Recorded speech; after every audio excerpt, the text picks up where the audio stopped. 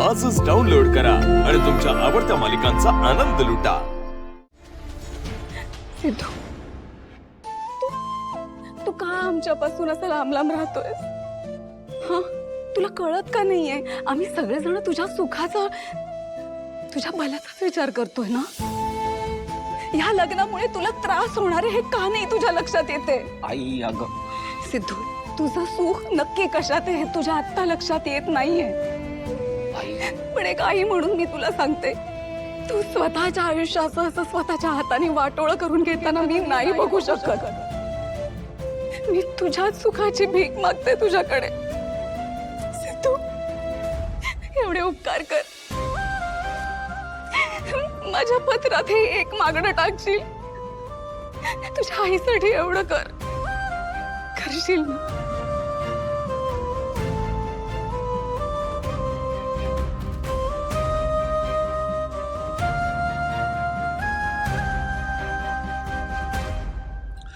हाच तर प्रॉब्लेम आहे। नाही, तुम्ही माझं सुख स्वतःच्या नजरेने बघताय।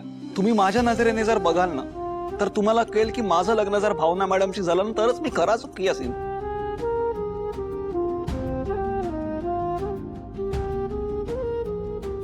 आई, एकदा, फक्त एकदा माझ्या नजरेने बघ ना तू। तुला भावना मॅडमचं खरं सौंदर्य दिसेल। तुम्ही जर तुमची झापडं बाजूला ठेवून नीट बघितलं नाही तर तुम्हाला लख्ख दिसेल की भावना मॅडम किती कमाल आहेत। साफ म्हणायच्यात का त्या अगदी? म्हणजे काही माणसं असतात ना जी ठरवून सुद्धा कोणाबद्दल वाईट विचार करू शकत नाहीत, तशा आहेत त्या। आई, मला तर कधी कधी वाटतं की एखादा वाईट विचार त्यांच्या मनाला शिवण्यापूर्वी घाबरून जात असेल। त्यांच्या मनाच्या स्वच्छपणामुळे तो सुद्धा बदलून जाईल। आई, अशा आहेत माझ्या भावना मॅडम। मला आई खरंच कळत नाही की आतापर्यंत तुम्हाला त्या कशा काय कळल्या नाही। आणि सगळ्यात जास्ती तर मलाही तुझं वाईट वाटतं। तू माझी आई असून तुला माझं मन कसं वाचता आलं नाही? कारण तू जर ते वाचलं असतंस नाही तर तू सुद्धा भावना मॅडमच्या प्रेमात पडली असतीस। आई, एकदा गाढे पाटलांची सून म्हणून नाही तर माझी आई म्हणून भावना मॅडमकडे बघ। तुझ्या लाडके लेकासाठी इतकंही नाही करू शकत तू?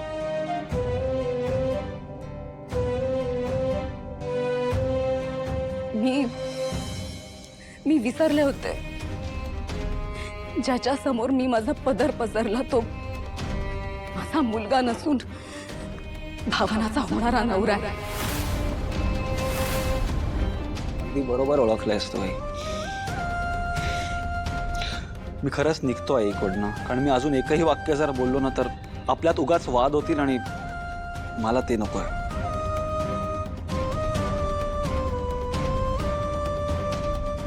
भावना, तू आई आणि मुलाची ताटातूट केली आहेस। तुझ्या पहिल्या लग्नाच्या वेळी सुद्धा तू आनंदीचे बाबा गिळून टाकलेस आणि आता माझ्या मुलावर आणि या घरावर तुझी वाईट दृष्टी पडली आहे। पण माझा तळतळाट येतो, तुझा हा वाईट हेतू कधीच पूर्ण होऊ शकणार नाही। तुझ्यामध्ये आणि माझ्या मुलामध्ये आता मी उभी आहे, हे लक्षात ठेव। मला पण भावनाच्या हातावर डिझाईन काढायची आहे। घे,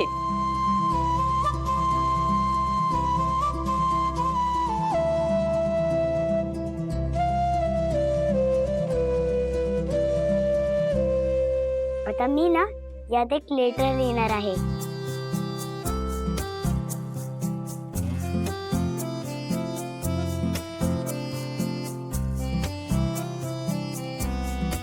ए फॉर आनंदी आणि बी फॉर भावना आई।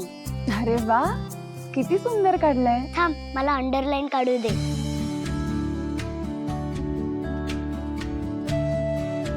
आता माझी डिझाईन कंप्लीट झाली। आणि एस फॉर सिद्धू। मस्त।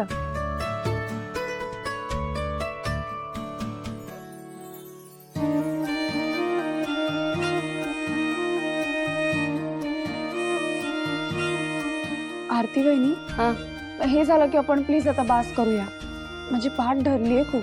अगं भावना ताई, अगं लग्न आहे तुझं, मेहंदी काढायला मिळते हेच किती झाक आहे। तुला सांगते, माझं एक नाही सपान होतं बघ, माझ्या लग्नात हात भरून मेहंदी काढेन मी।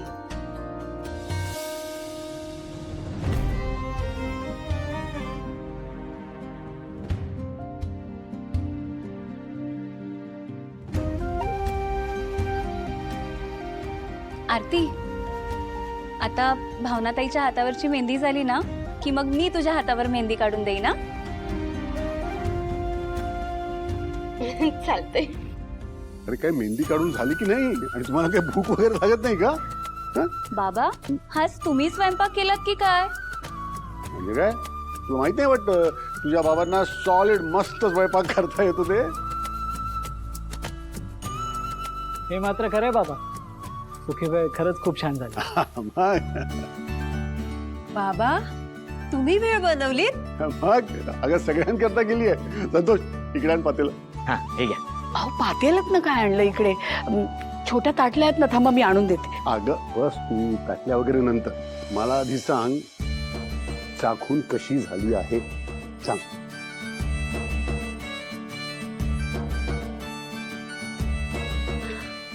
जयंत, मला पण भेळ टेस्ट करायची.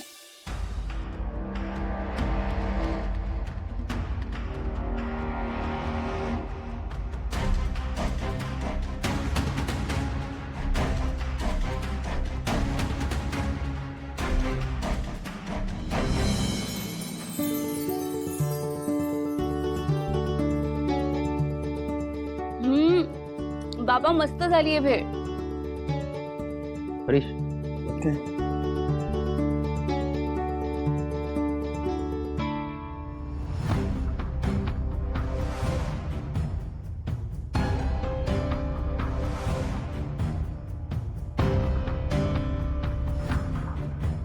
ते हृदय काढलंस की नाही, त्यात सिद्धूचं नाव लिहायला जागा ठेव. की दादा,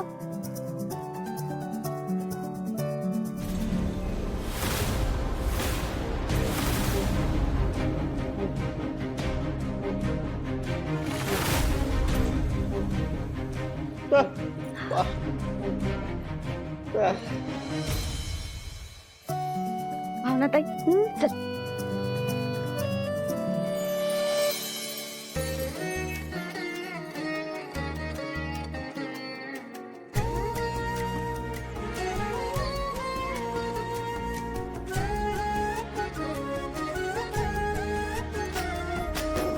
आनंदानी घर भरले आपले प्रेमळ साथीने हे कुटुंब नांदते. मन कधी ते दुःख इथे साहते, घर सारे हे सुखी नाहते.